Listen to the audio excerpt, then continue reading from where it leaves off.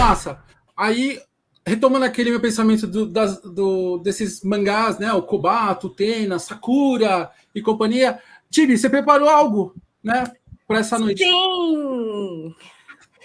Eu preparei. Eu chamei 2 convidadas ilustres.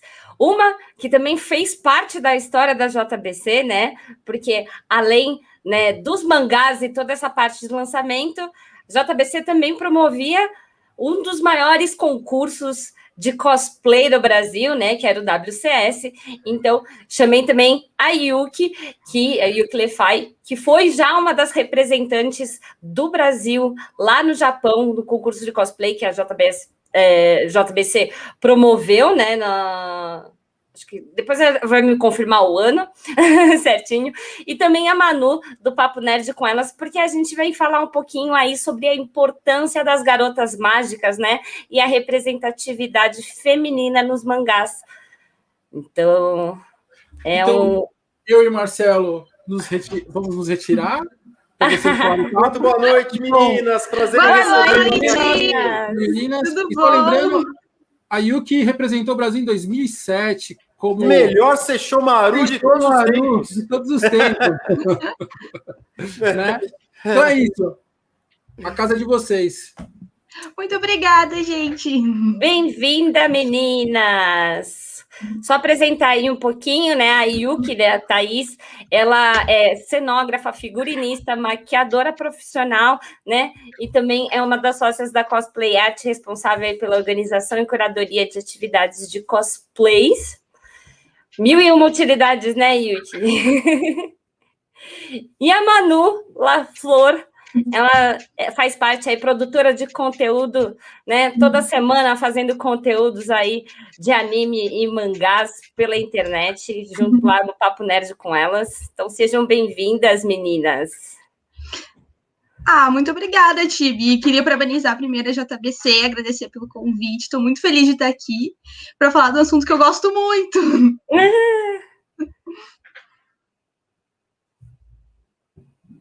Acho que tá no mudo, Yuki. Acho que tá no mudo, Yuki. Deixa eu ver. Opa, acho que caiu. Ao vivo é assim mesmo, gente. Acontece. Enquanto a Yuki volta aí, a gente vai aqui falando, porque acho que, né, assim como o primeiro título da JBC foi a própria Sakura, né, Cardcaptor Sakura, a gente vê o quanto as garotas mágicas foram importantes para mulher, principalmente para as mulheres, né, começarem a consumir mangás e entrarem aí nesse meio, e também a gente vê o quanto a gente se sente representada e diversas formas por essas protagonistas, né? E, querendo ou não, as garotas mágicas, elas são extremamente importantes nesse sentido, porque elas mostram tanto o lado mais humano, né? Mas também a parte de superpoderes, elas trazem mais confiança para você como representação. Então, eu queria, inclusive, vamos lá? Manu, aproveita. Voltou. Estamos de volta. Já estamos ajustando. Eu que sou um pouquinho mais antiga, vamos dizer assim. Não, uma garota mágica, esse lookinho maravilhoso para salvar a noite. Maravilhoso. Então, a gente que é geração, né, que cresceu aí bastante nos anos 90, assistiu bastante na televisão, né, inclusive cresceu muito com Sailor Moon, mas a gente teve diversas protagonistas que acabaram sendo representadas. Manu, como você começou? Pronto, voltei. Aê! Agora deu certo? Sim, sim. Bem-vindo, então, de novo. Gente, desculpa. Eu não sei o que houve. Estava funcionando tudo bem. Aí, na hora que entra online, o microfone dá, assim mesmo, dá né? um surto aqui. Bom, obrigada pelo convite, JBC. Fiquei muito feliz. Estou muito feliz de estar aqui. E vim super caracterizada, total garota mágica, para combinar também. Ah, legal.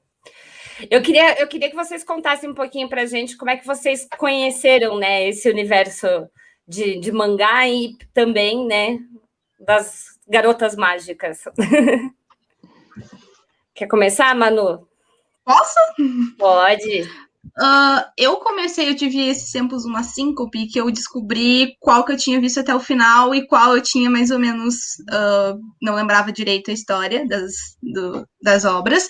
E eu andei espiando recentemente o mangá de Sakura, mas eu tive contato com Sakura quando eu era bem pequena.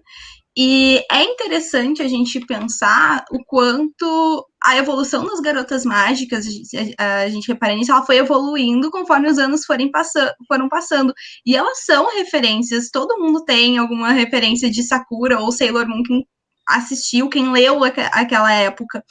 E as obras da Clamp, elas são super delicadas ao abordar certos assuntos, inclusivas, e como eles retratam o universo feminino, então meu primeiro contato foi pequeno, eu acho que eu tinha, sei lá, uns 4, 5 anos por aí. Que legal. E você, Yuki? Bom, meu primeiro contato foi com Sailor Moon. Lá no início, assim, no finalzinho daquela febre de Cavaleiros que Sailor Moon estava entrando na programação, ninguém sabia o que era, e estava sendo anunciado como um Cavaleiro do Zodíaco para meninas, e aí foi anunciado dessa forma na época. E aí eu vi, comecei a acompanhar aquele anime e fiquei encantadíssima com o fato de serem garotas com uma vida normal, com tarefas de escola, com um problema com o namorado, com um dia a dia de lidar com a família, tarefas de casa, tarefas de sair para fazer compra, sair para tomar um sorvete com as amigas. Eu nunca tinha visto aquilo daquela forma, sabe? Eu nunca tinha visto um desenho, um filme que retratasse aquela época que eu estava vivendo. Eu estava ali no iniciozinho, entrando na adolescência, eu estava numa fase de mudança de colégio em que eu tinha perdido todas as amiguinhas do colégio anterior e não conhecia mais ninguém. E Sailor Moon meio que me deu uma segurança de tipo, nossa, eu vou encontrar um grupo de amigas, eu vou voltar a ter amizade, sabe? E eu acho que por isso me tocou tanto, me impressionou tanto. E eu acho que até hoje é um anime que eu mais tenho carinho, mais tenho, assim, uma apreciação no fundo do meu coraçãozinho, assim. E eu comecei a fazer cosplay, logo depois eu fiz o cosplay da Michiru, e eu faço cosplay dela até hoje, assim. Eu tenho várias versões dela até hoje, vim até usando uma delas aqui hoje só para entrar no clima também. Ai, que gostoso. É muito legal ver, né, esse primeiro contato. Inclusive, mais cedo o Marcelo estava falando, né, que antes da gente conseguir, né, ter os mangás mesmo, tinham algumas versões. Eu tinha a versão da revista da Sailor Moon, que ela era, tipo, imagens do desenho, não era nenhum mangá mesmo, mas eram prints do desenho que a Editora Abril tinha lançado em formato ocidental. Então, a gente já vê como, se já antes mesmo, né, da gente ter os mangás, já tinha isso, a gente vê o quanto isso foi importante para aquela geração, para trazer, né, a representatividade para as meninas. Sim, eu tinha isso. Ai, perdão. Pode falar, Manu. Pode falar. Era uma geração bem carente até então de heroínas, né? Porque a gente tinha desenhos bem específicos para os meninos e as meninas também assistiam, mas quando tinha algum tipo de, digamos assim, anime voltado para a menina, era daquela coisa mais romântica, mais estereotipada. E as garotas mágicas, em especial as dos anos 90, que, como eu tinha comentado antes, as garotas mágicas, elas evoluíram junto com as meninas, conforme as meninas iam evoluindo, elas mostravam ali o cotidiano, os desafios do dia a dia, como a própria Yuki falou, elas tinham as suas questões também, mas elas também poderiam ser garotas mágicas, né, e isso é muito inclusivo. Tu vê que tu pode sim ter o teu poder no cotidiano, saber conciliar as coisas, ser mais de uma coisa, mais de uma versão. Eu acho que isso foi a principal referência para aquela geração, para quem teve essa referência nos anos 90. A gente tinha já uma influência que vinha de quadrinhos ocidentais, né? Então, a gente já tinha aí Mulher Maravilha, bem forte, desde os anos, né, 50, 60. A gente tinha aí algumas meninas sendo representadas também em X-Men, mas quando a gente começa a entrar dentro do mercado oriental, quais vocês acham que fizeram, assim, além dessas, né, Sakura e Sailor Moon que a gente já citou, quais vocês acham que fizeram diferença, assim, dentro desses anos para vocês? Eu acho, eu vou chutar, quer dizer, chutar não, eu vou dar meu palpite aqui, Guerreiras Mágicas Hayate, que também é da Clamp, saiu também pela JBC, junto com Sakura, se eu não me engano, não é mesmo? Um pouquinho depois. Foi um pouquinho depois. E eu andei vendo alguns episódios e, gente, é maravilhoso, é muito bom. Eu gostei muito, tipo, porque também são meninas no seu dia a dia. Eu gosto dessa estrutura da Clamp, como ela transforma as garotas. E é muito acolhedor a história delas também. Quem quiser dar uma espiadinha, eu sei que vai gostar. Sim, era o que eu ia falar também. Hayate foi, acho que em termos de importância na vida da galera da minha geração, pelo menos, porque Sakura chegou aqui um pouquinho depois, né? Mas foi Sailor Moon e Hayate, assim, porque era algo que falava muito com a gente e tinha justamente essa coisa, tipo, elas são guerreiras fenomenais que pilotam os bichão gigantão e tem uns espadão, mas elas também são garotas normais que estão preocupadas com o que está acontecendo em casa enquanto elas estão ali naquele mundo. E isso tinha esse apelo. A gente estava acostumado, como a Chibi falou, com as heroínas ocidentais, que eram todas mulheres adultas, todas mulheres que faziam aquilo. Você não via muito do dia a dia delas, elas não tinham tanta personalidade como uma pessoa comum. Elas tinham até suas identidades secretas e tal, mas isso nunca era tão foco assim, pelo menos no que chegava aqui pra mim, sabe, que eram as animações. Quando era criança eu não lia tanto quadrinho, eu via mais as animações. Então, a impressão que eu tinha era essa, que elas eram muito monotarefas naquilo, e as garotas dos animes e dos mangás estavam mais próximas do meu dia a dia, da minha idade naquela época. E é interessante, eu não sei se a galera que acompanha essas histórias também tem essa sensação que são histórias que geralmente, tipo, te dão um quentinho no coração, assim, te revigoram de reassistir. Recentemente eu tava também reassistindo Sakura e, gente, tipo, era o ponto alto do meu dia, assim, ver Sakura. Eu me sentia muito acolhida. Eu podia ter um dia, tipo, super difícil. Chegar no final do dia, meu Deus, vou ver alguns episódios de Sakura. Eu me sentia super bem. Porque eu não sei se é uma questão de carinho de infância ou se realmente é pela todo o dinamismo da história, ela ser essa história mais suave, mais leve, tu vê o dia a dia dela, como ela lida com N questões, e também vê o quanto a história de Sakura, ela traz, digamos assim, algumas questões que hoje em dia são trabalhadas de forma que, assim, ainda tem um certo tabu, mas a gente vê algumas questões de relacionamento ali que são trabalhadas há muito tempo, nos anos 90, a relação do irmão da Sakura, e era super muito sutil, legal. Não era uma questão, era algo natural, era algo orgânico. Uma das coisas que eu gosto muito de Sakura é que assim, a gente se apaixona, né, pelas personagens, principalmente por conta das personalidades delas. Mas a Sakura, uma das coisas que me deixou muito, principalmente na infância, né, me ajudou bastante, é porque ela é muito estabanada. Ela é muito desastrada. E eu sempre fui uma criança muito estabanada, muito desastrada. Sou desastrada até hoje, eu confesso.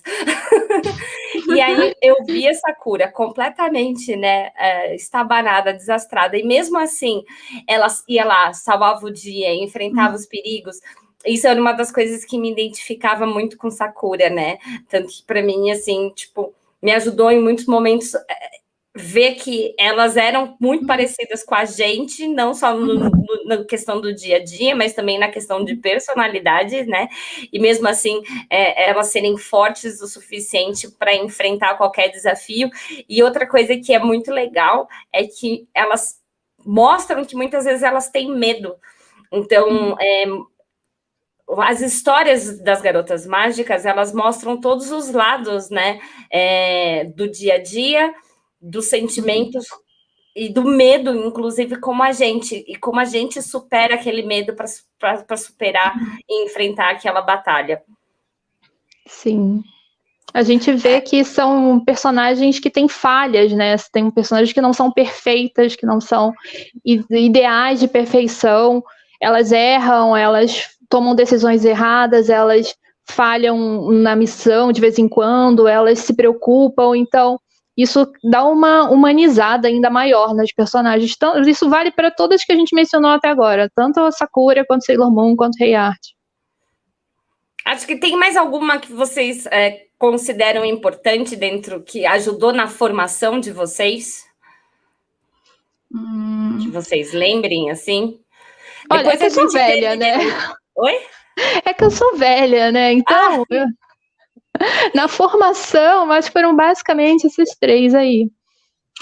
Eu ia dizer, basicamente, para mim, na minha formação, essa Sakura e Sailor Moon. Rei Art eu comecei a ver, como eu disse, mais recentemente, e para mim foi uma experiência muito boa, os poucos episódios que eu vi, mas Sakura e Sailor Moon, em especial Sakura, assim, que acho que eu tive mais contato, foi uma grande referência, e como eu disse, é uma delícia, é um quentinho no coração assistir, e uma coisa que eu acho muito legal, que é uma característica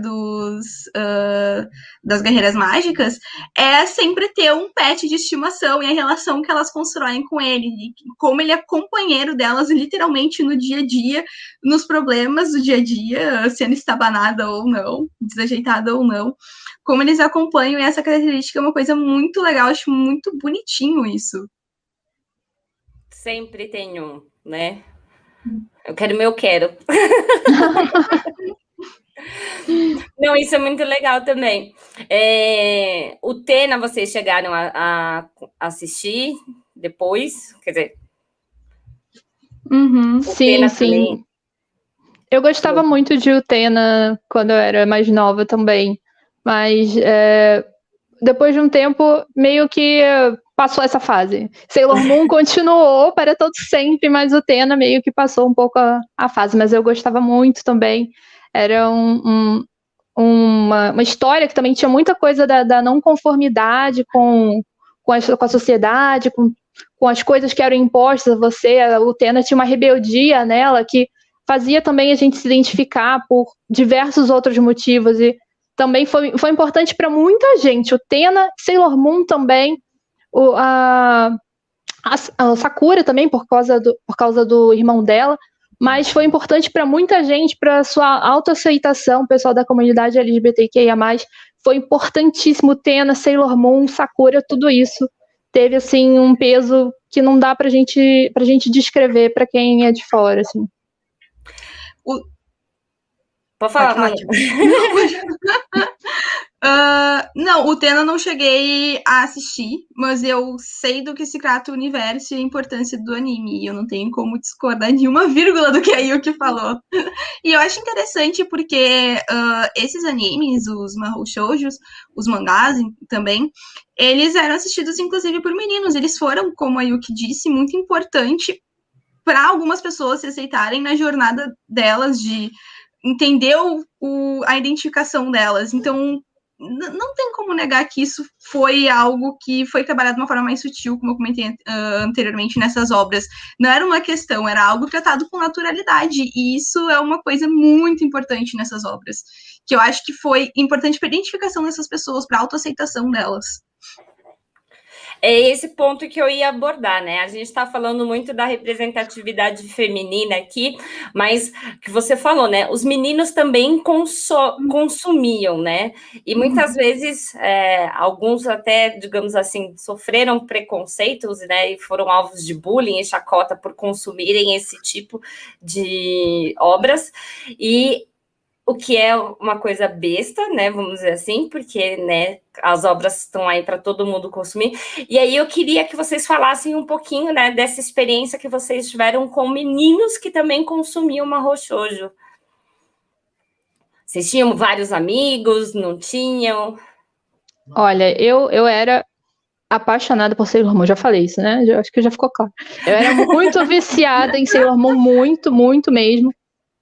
E eu, olha só, gente, eu sou muito velha. Na época, existia um negócio que era correspondência. Você mandava carta, assim, amigos de correspondência. Você mandava carta de papel e escrita com a sua mão para as pessoas. E eu fazia isso para conversar sobre Sailor Moon com as pessoas. E né, foi nesse meio aí que eu descobri que tinham vários meninos que também gostavam de Sailor Moon. E eu fiquei encantadíssima. Eu falei, caraca, que legal, sabe? Ele tira dali outras experiências, ele vê outros fatores que, às vezes, eu, como mulher, não vejo. Mas ele tá gostando da mesma forma que eu, e ele não tem preconceito com isso. E também, depois, quando eu comecei a fazer cosplay, no grupo de cosplay que eu participava, que era o Yome, tinham vários meninos que faziam os vilões, faziam o Tuxedo Mask, que faziam todo mundo, e não tinha, assim, zero preconceito dentro do grupo quanto a isso. Os meninos eram super bem-vindos e também tratavam, sei lá, eu acho que ajudou a educar essa galera que teve contato com esses animes e que conversou com as meninas, acho que ajudou a ter uma educação um pouco menos machista em alguns aspectos, por conta da influência do empoderamento dessas personagens mesmo. Muito legal. E agora eu queria também, as próprias meninas mágicas, elas também estão inseridas em outros tipos de obras que não são meninas mágicas, né? Então, às vezes, você encontra personagens dentro de shonens, de shoujos, mas que também tem essa questão de representação e força, né? Queria que vocês citassem algumas obras que vocês achem relevantes, assim, que tenham essa representatividade feminina, mesmo que não seja, né, a garota mágica seja o foco principal daquela história. Quais são personagens mágicas que vocês acham fortes, assim, dentro de outras obras? Nossa, assim, você falando assim, pá, dá um branco. Um, dois, três, valendo, vai. Não, por exemplo, acho que Fairy Tail foi uma obra que teve, assim, bastante representatividade dentro. Tinham personagens bem fortes. Hoje em dia, se você pegar, por exemplo, são tantas obras que às vezes você encontra outras meninas no meio, né? Então, ReZero tem também personagens fortes. O próprio Seven Deadly Sins tem algumas personagens muito fortes. Boku no Hero. Eu ia citar Boku no Hero e ia citar Fullmetal. Boa! Eu ia citar as personagens de Fullmetal, que eu acho todas maravilhosas e todas extremamente representativas, cada uma com a sua personalidade, com a sua visão de mundo, com os seus sonhos, com seus objetivos e forma de lidar com as pessoas ao seu redor. E é uma obra que eu tenho muito carinho, então sou muito suspeita para falar. E Boku no Hero, que tem várias personagens femininas com muitos poderes variados. E na fase, assim, a gente tem essa fase mais criança para pré-adolescente, então acho que tem bastante representatividade ali, cada um tem a sua questão e tem esse momento de desenvolvimento na história, então acho o Boku no Hero bem atual para a galerinha que está iniciando nos mangás e busca representatividade. Eu acho o Boku no Hero ideal. Eu tava pensando aqui, você acha que no Yasha conta? Não é bem garota mágica e tal, mas tem um elemento mágico ali também. E eu acho que as mulheres de Inuyasha são fantásticas, elas são também incríveis, exemplos maravilhosos. Com certeza. Então a gente tem muita representatividade, a gente tem muita personagem forte que abre portas aí para o pessoal conhecer, né, e dar mais oportunidades. O pessoal estava até aqui comentando no chat. Ai, fugiu o nome aqui. Seven Deadly Sins, né, que eu falei. Black Clover, o pessoal estava falando. O Shun, na versão nova do Cavaleiros do Zodíaco, que virou menina. Então, tem bastante gente aí legal. A gente vai... Como a gente ainda tem bastante conteúdo hoje, a gente vai já encerrar o nosso papo, mas antes eu queria super agradecer, meninas, por terem participado aí conosco. E dar oportunidade para vocês falarem pro pessoal como eles conhecem, né, o trabalho de vocês também.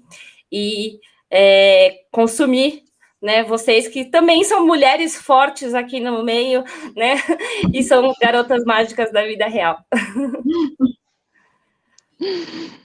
Pode começar, Yuki. Bom, quem quiser me seguir nas redes sociais, meu @YukiLefei em todas elas. E eu faço cosplay. Produzo tutoriais de maquiagem, tutoriais de peças de cosplay. Então, quem quiser aprender alguma coisa ou só ver fotos de cosplay de vez em quando, pode me seguir lá. Também estou no Twitter, no Instagram, no TikTok, no Facebook. Pode falar comigo em qualquer uma dessas redes que eu estou sempre tentando responder as dúvidas da galera, ajudando, fazendo tutoriais de acordo com o que as pessoas me pedem. Então, podem me seguir lá. E você, Manu? Primeiro, eu quero agradecer de novo pelo convite. Obrigada, tô feliz demais de estar aqui. Eu faço parte das gurias lá do Papo Nerd com elas, em que a gente comenta sobre animes, mangás. Toda segunda tem review dos animes da semana e terça a gente comenta sobre algum anime, algum mangá, algum tema dentro desse universo lá na nossa Twitch. E também tem o meu Instagram, agora ele tá meio paradinho, que é @manulaflor, em que eu comento algumas coisas. Mas nos acompanhem o Papo Nerd com elas, eu tenho certeza que vocês vão adorar. Ótimo. Muito obrigada, meninas, pela presença. Muito obrigada. Eu que agradeço. Por compartilhar com a gente. Foi ótimo. Foi incrível. Obrigada pelo convite. Imagina aí, espero vê-las em breve por aqui na nossa festa. Com certeza.